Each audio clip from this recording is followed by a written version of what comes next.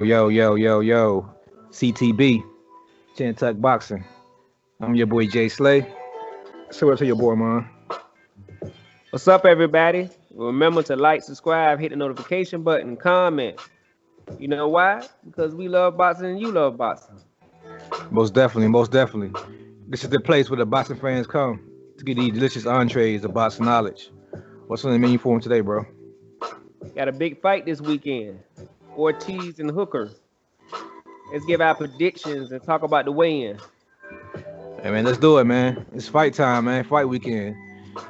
The weigh-in is complete. Let's start off there with the weigh-ins before we get our predictions. Okay. What was your thought about the weigh-ins? Ortiz came in slightly overweight. He was like 0.6 overweight and a 0.7 overweight, I believe.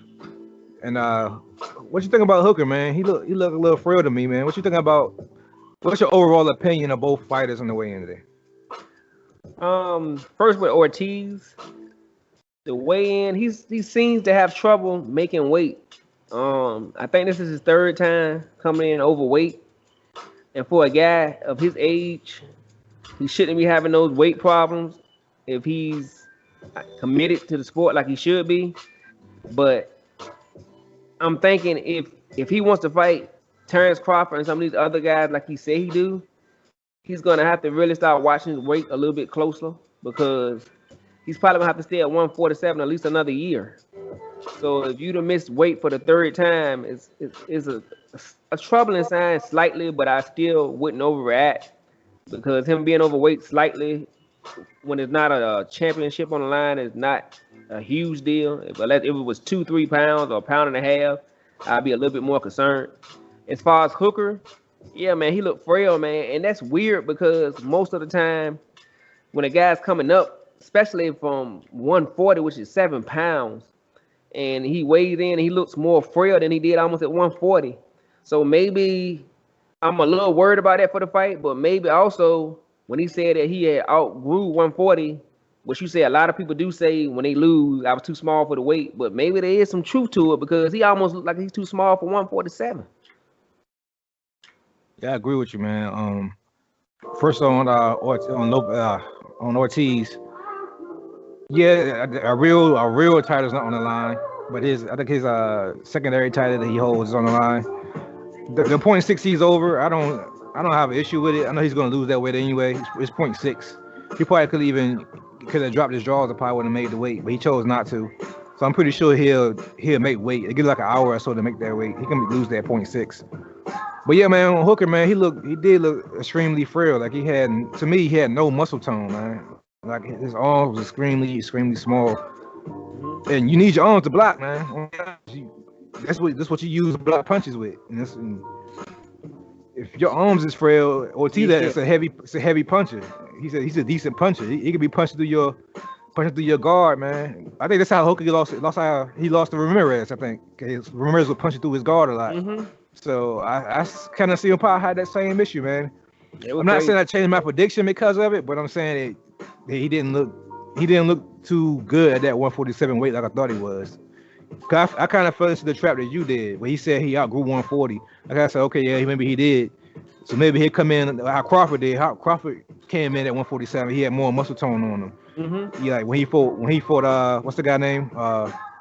Horn? Jeff Horn, yeah, Crawford. When he fought Jeff Horn, he came in. He had a lot more muscle tone on him. You could tell he grew to the weight better. Mm-hmm. I didn't see that at all with Hooker, man. He looked really frail, man. But yeah, man. Let's go ahead and do it, man. Let's go on the limb that we always like to go on over here at CTB. You know, we don't pull no corners. We ride with our predictions. We die with our predictions. Uh-huh. So let's do it, man. What's your fight prediction for this weekend? Yeah, you know we don't cut no corners at CTB, so we gotta tell you how it is. With this fight, I honestly think Hooker gonna come out in the beginning, maybe the first couple rounds, and I can see him winning maybe the first couple rounds because I think it's gonna be a big step up for Ortiz as far as the opposition, and it may give him slight problems. But I think by the third round he'll settle in. He'll start to take the fight over. His power will start to affect Hooker. Hooker would try to box in the beginning of the fight, and to me, he's gonna abandon that maybe by the fourth or fifth round, and it's gonna turn into a brawl, all-out fight. And that's a fight. That's a fight he can't win with Ortiz. Ortiz is 16-0 with 16 knockouts for a reason. And I really think he's gonna hurt Hooker, probably put him down in the 6th round. And I think around the 8th round, 9th, he'll stop Hooker in impressive fashion to put the rest of the welterweight division on notice. It is the new contender in the division. I slightly agree with that. I'm calling Hooker to win the fight. I'm right with my previous pick. I don't know, man. I'm just not ready to give up on Hooker yet, even though he came in looking a little frail. I agree with you. He's gonna do well in the early rounds. He's gonna box well, I think, in the earlier rounds. And there's gonna be moments where he is gonna try to sit down on his punches and try to bang with Ortiz. But I'm still gonna ride with my pick, man. I think he's gonna know when to bite down more this fight than he did with Ramirez. I think he's gonna do a little better with that than he did with Ramirez. And I'm hoping the extra weight that he didn't have to lose, I'm hoping that'll help him with the stamina and maybe even his punch resistance a little bit. So maybe that'll help him out. And then, like I said, it's experience. I'm gonna put his experience over the top.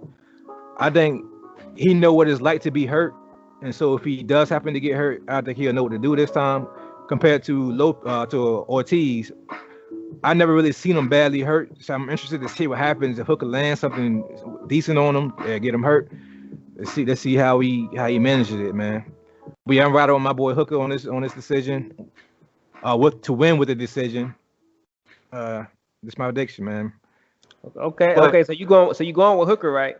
Yeah, I'm going with Hooker. I'm right on my previous pick. Everybody watching right now, for the year, we are both 3-2 when it comes to our predictions. So after this fight, somebody will be in front. He's taking Hooker, I'm taking Ortiz, and we're gonna see how it play out. We're gonna see, man. We're gonna see. But back to your you said this fight, we said earlier, you said this fight will put Ortiz in welterweight contention. You think this fight will be the one to put him in contention? A guy moving up in weight to 147? I believe so, because I mean, after he fights Hooker, okay, I put it this way then. If after he beats Hooker, because I think he's gonna win. I mean, who do you think he should fight next? I mean, because I think highly of Hooker, so I don't think Hooker is just, I would call almost like a gatekeeper. I think he's dangerous and he can beat almost anybody on any given night if he on his game and you not on your game.